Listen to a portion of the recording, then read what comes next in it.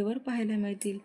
तर प्रेक्षकांनो, आजच्या भागामध्ये असं पाहायला मिळणार आहे की सिंधू ही वकील शोधायला गेलेली असते, कारण तिला राघवबद्दल केस नोंदवायची असते आणि त्यामुळे ती वकिलांचा तपास घेत असते. घरात तिने सांगितलेलं असतं की आज मी वकील पाहायला चाललेले आहे आणि म्हणून सर्वजण तिला सपोर्ट करत म्हणतात की हो सिंधू, आम्हाला माहिती आहे तू नेहमी आम्हाला सपोर्ट आणि मदत करत आलेली आहे.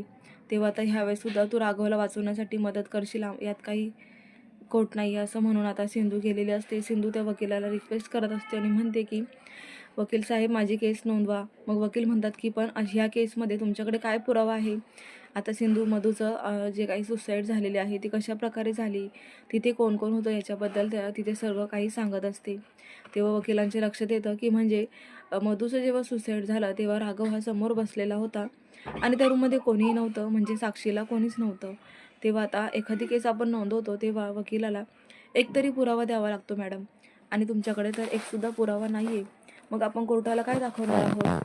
तेव्हा सिंधूला जरा म्हणजे भीती वाटत असते की आता ही केस नोंदवतील की नाही. मग ते वकील समजवतात सिंधूला की कसं आहे ना, दोन बाजू असतात इकडे. आपल्या विरोधी लोकंसुद्धा त्यांची मतं मांडतात आणि मग जर आपल्याकडे पुरावा असला तर बरं, आणि जर पुरावा नसला तर मग आपणच खोटत पडतो. पण मग तुम्हाला जर केस लढायचीच असेल तर त्याच्यासाठी एकतरी पुरावा लागेलच. मग सिंधू म्हणते की मी माझे प्रयत्न करते, पण मला कळत नाही आहे की मी हा पुरावा कसा शोधू, कारण माझ्या हाती काय लागणार आहे? ज्या दिवशी मधूची सुसाईड झाली तेव्हा मी घरात नव्हती आणि बाकीचे लोक होते, त्यांना तर मधू ही जेव्हा खाली पडली तेव्हाच ते राघवच्या आवाजाने बाहेर गेले होते. तिथे कोणी नव्हतं त्या रूममध्ये. मग आता त्याचे पुरावे कसे शोधणार आम्ही? तर तो वकील म्हणतो की मॅडम, हे बघा, असं कधीच होत नाही की पुरावा नाही आहे. तेव्हा आता तुम्ही घरी जा, मला विश्वास आहे तुम्हाला एकतरी पुरावा नक्कीच मिळेल. तेव्हा तुम्ही घरी जा आणि ज्या रूममधून सुसाईड केलं होतं मधूने त्या रूमची एकदा पुन्हा तपासणी करा, तुम्हाला नक्कीच काहीतरी पुरावा मिळेल. तेव्हा आता सिंधू म्हणते ठीक आहे. आता सिंधू घरी येते तर लगेच राजश्री तिला म्हणते की काय गं सिंधू, आलीस का तू? वकील मिळाला का तुला? सिंधू म्हणते वकील मिळाला, पण राजश्री म्हणते अजूनही पण आहेस का गं सिंधू, आता काय प्रॉब्लेम आहे? मग सिंधू सांगते की वकील तर मिळाला आहे, पण वकिलांनी पुरावा मागितला आहे जो मला मिळत नाही आहे. कारण मधूची सुसाईड झाली तेव्हा त्या रूममध्ये राघव एकटेच होते. त्यांचा जो काही म्हणजे आत्महत्या करायच्या अगोदर बोलणं झालं होतं हे त्या दोघांमध्येच आहे. त्यामुळे मला त्यांच्याबद्दल आता काय पुरावा शोधू?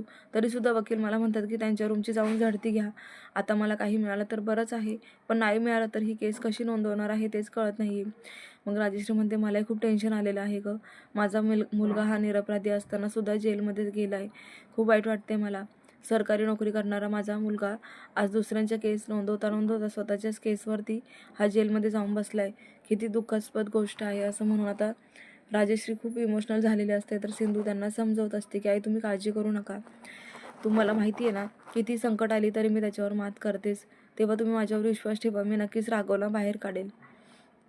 तर दुसरीकडे आता विभावरी आणि मधूचे मामा श्रीकांत दोघंही बोलत असतात की आतापर्यंत मधूला ज्या लोकांनी त्रास दिला आहे त्यांचा बदला घ्यायचा, एकालाही सोडायचं नाही. आपल्या म्हणजे आपण त्यांना गोड बोलूनच काटा काढायचा असे श्रीकांत म्हणत असतो. तेव्हा आता मधूची आई म्हणते की हो बरोबर म्हणतोयस तू भाऊ, कारण आपली मधू ह्या जगात राहिलेली नाही आहे ना.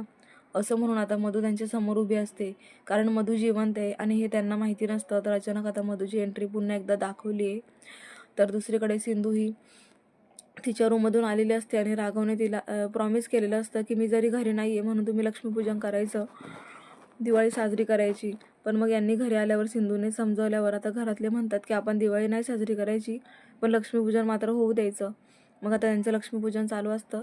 तर सिंधू आता मनातल्या मनात राघवला बरं करण्यासाठी म्हणजे लवकर सोडण्यासाठी प्रार्थना करत असते देवासमोर की देवा, आतापर्यंत माझ्यावर खूप संकट आली, हे विघ्नहर्ता तूच मला नेहमी वाचवतोस ना, मग ह्यावेळेससुद्धा मला वाचव. मला असं एकतरी पुरावा मिळून दे की ज्याच्यामुळे मला राघवला सुखरूप घरी आणता येईल. मला माझ्या घरच्यांचा त्रास आणि राघवचा त्रास दोन्ही बघवत नाही आहे.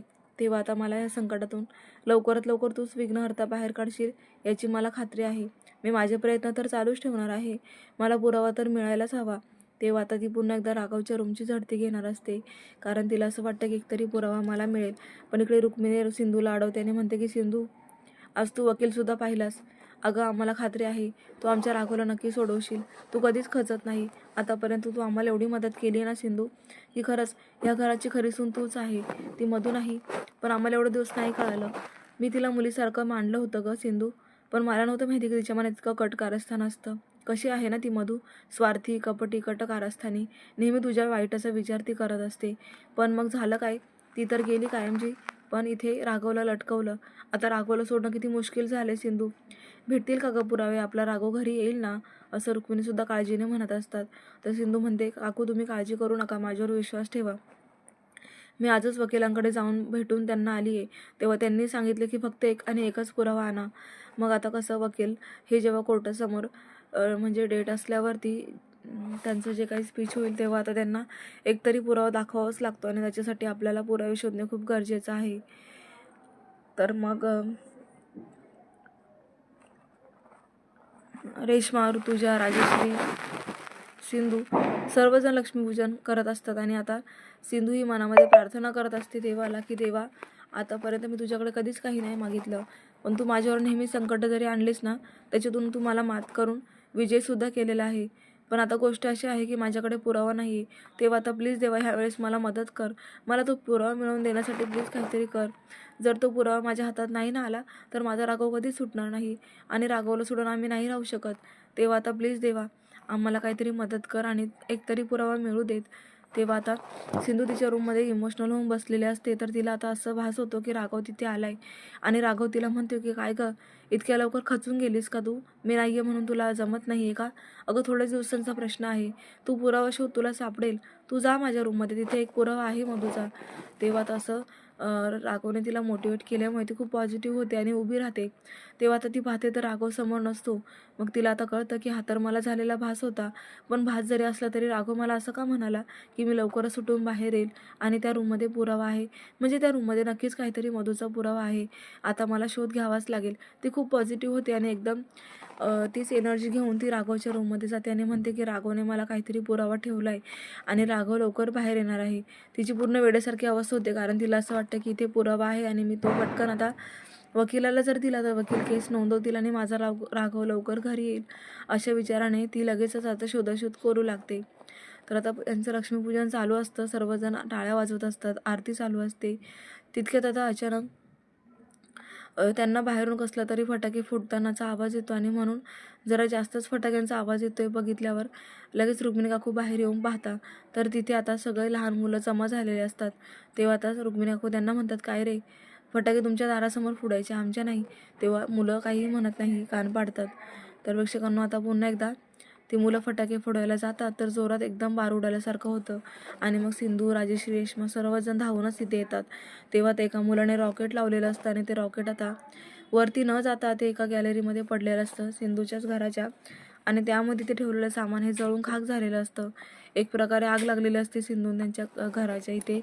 तर आता सिंधू जोराजोरात ओरडू लागते. शेवटी आता ती आग भिजवली जाते आणि मग ती मुलंही घाबरून पळून जातात. पण प्रेक्षकांना इकडे आता सिंधू जेव्हा त्या आगीच्या लोळमध्ये नजर लावून पाहते तर तिला तेव्हा तिथे मधूचे कानातले दिसतात. त्या आगीच्या जळून खाक झालेल्या राखेमध्ये तिला मधूचे कानातले भेटतात. तेव्हा आता ती विचारातच पडते आणि म्हणते की मधूचे कानातले इथे, म्हणजे मधू जिवंत आहे. तिने हे सर्व नाटक केलं होतं का? मधू तर जिवंत आहे, तिचे कानातले दोन्हीचे दोन्ही इथे पडलेले आहेत, म्हणजे मधू आसपासच कुठेतरी आहे. तेव्हा प्रेक्षकांनो सिंधूचा अंदाज खरा ठरलेला आहे. मधू जिवंत आहे. तर आता कशा प्रकारे पुढे ती खेळणार आहे हेच आपल्याला पाहायचे. तर राघव आणि सिंधू कशा प्रकारे मधूचा प्लॅन फिसकवणार हेच पाहायचे. पाहत राहा लग्नाची बेडी. अशाच मालिकांचे अपडेट पाहण्यासाठी चॅनलला सबस्क्राईब करा. नोटिफिकेशनसाठी बेल आयकॉनवर क्लिक करा, म्हणजे रोजचे अपडेट्स तुम्हाला वेळेवर पाहायला मिळतील.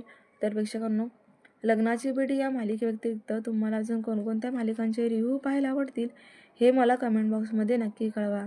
चला तर मग भेटूया उद्याच्या भागामध्ये. धन्यवाद.